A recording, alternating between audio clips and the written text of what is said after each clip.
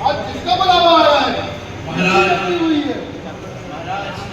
आज पृथ्वी लोक में एक प्राणी की रेल दुर्घटना में मृत्यु हो गई है। महाराज,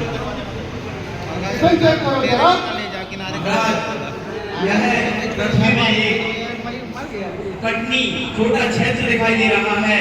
जिस प्राणी का यहाँ सब पड़ा हुआ है, हमें चलना होगा। महाराज, मृत्यु पंजीयन रजिस्टर में इसका नाम चेक करो।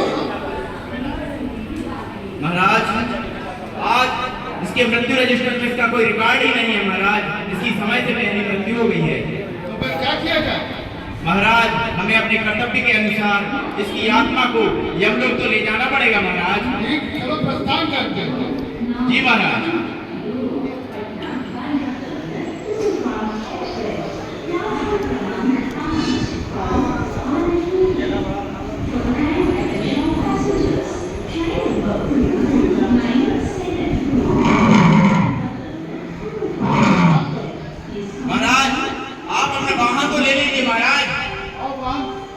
महाराज, प्रस्तुत है आपका प्रिय भैंसा। चलो प्रस्थान करते हैं।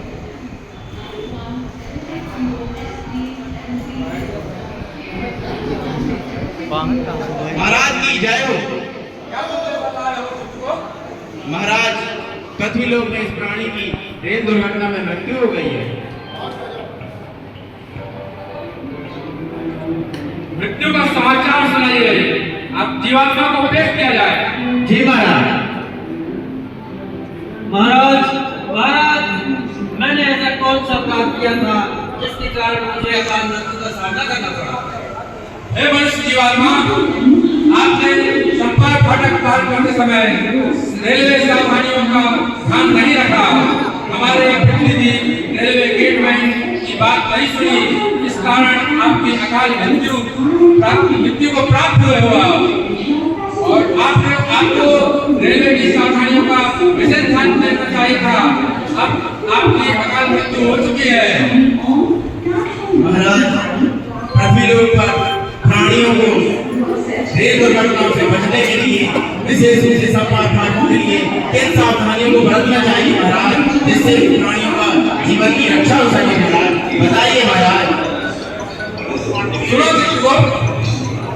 रेलवे संपर्क फाटक पार करते समय पृथ्वीवासियों को रेलवे नियम का पालन करना चाहिए। कभी भी फाटक बंद की स्थिति में फाटक के नीचे से नहीं निकलना चाहिए। और मानव रहित फाटक में ध्यान से दोनों तरफ देखकर ट्रेन की आवाज को सुनकर इस सावधानीपूर्वक पार करना चाहिए। महाराज, इसके अलावा जो गाँव में ऐसे फाटक पाए जाते हैं महाराज, जिनमें कोई रेल कर्मचारी नहीं होता है, तब हमें कैसा करना चाहिए महाराज? कैसी सावधानी बरतनी चाहिए? ऐसी स्थिति में मानव व्यक्तियों को दोनों तरफ देखकर ट्रेन की आवाज सुनकर और फाटक के पहले ही अपने वाहन को रोक देना चाहिए, ताकि दुर्घटना को प्राप्त न हो। यदि महाराज, यदि कोई प्राणी फिर भी कोई लापरवाही करता है, असावधानी करता है या जबरदस्ती करता है, तो इन फाटकों में हमारे रेलवे प्रशासन के द्वारा इस दंड की व्यवस्था की गई है। महाराज बताइए। बहुत अच्छा प्रश्न किया दोस्त, आपने बहुत अच्छा प्रश्न किया। पृथ्वीवासियों के प्राणियों के लिए रेलवे प्रशासन ने बहुत अच्छी व्यवस्था की है। इसमें सभी प्राणियों को इस बात का ध्यान देना चाहिए। रेल मानव रहित फाटक और मानव सहित फाटक दो प्रकार के फाटक में।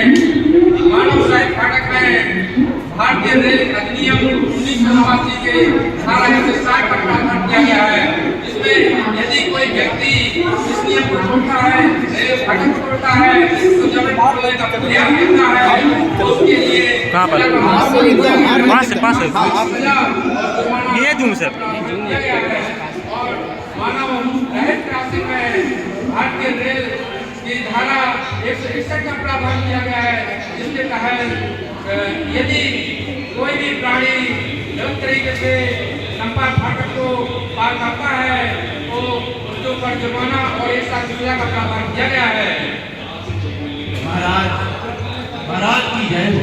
महाराज, आपके इस ज्ञान के द्वारा प्रतिवासियों के अपने जीवन को बचाने के लिए बहुत सहयोग मिलेगा। महाराज, जब वो किसी रेलवे क्रॉसिंग को पार करेंगे तो वो आपके द्वारा बताई गई सावधानियों को बरतेंगे और वो अपने जीवन को बचाने में हमेशा यह जो आपके द्वारा ज्ञान दिया गया है, जय उन्हें सहयोग करेगा। महाराज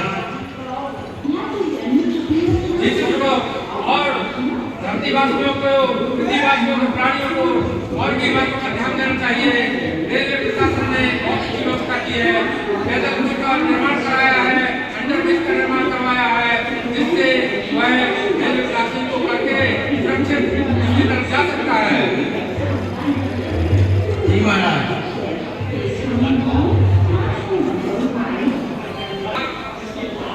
अंतर्राष्ट्रीय रेलवे क्रॉसिंग जागरूकता अभियान में यह संदेशा छोटा सा नाटक तरफ से प्रयास किया गया है कि पृथ्वीवासियों को कभी भी गलत तरीके से रेल संपर्क फाटक को पार नहीं करना चाहिए, जिससे कि उनकी अकाल मृत्यु हो। और चित्रगुप्त, आप इसके बारे में विस्तृत समझाइए। महाराज, एक व्यक्ति के पीछे महाराज उसका पूरा परिवार होता है, और जब किसी प्राणी की असमय से पहले मृत्यु हो जाती है तो उसके पीछे उसका परिवार बहुत दुखी होता है और एक असहनीय दुख उसके परिवार को भोगना पड़ता है। महाराज, और इसकी तो कल्पना भी नहीं की जा सकती है। इसीलिए हमारे यहाँ रेलवे प्रशासन ने नियम कानून बनाए हुए हैं कि जब भी किसी रेलवे फाटक को पार करें तो रेलवे द्वारा बनाए गए नियमों का पालन करे और अपने परिवार को असहनीय दुख से बचाए, ताकि उसका जीवन भी सुरक्षित हो, क्योंकि उसका जीवन बहुत मूल्यवान है। किसी भी फाटक के सामने कभी कोई जल्दबाजी ना करे और किसी गेटमैन के सामने कभी भी कोई बहस ना करे, क्योंकि आपके जीवन से बढ़कर कुछ भी नहीं है। आपका जीवन सबसे महत्वपूर्ण है और आपको जीवन को बचाना आपका यह कर्तव्य है। यही हमारा आज इस नाटक का संदेश है।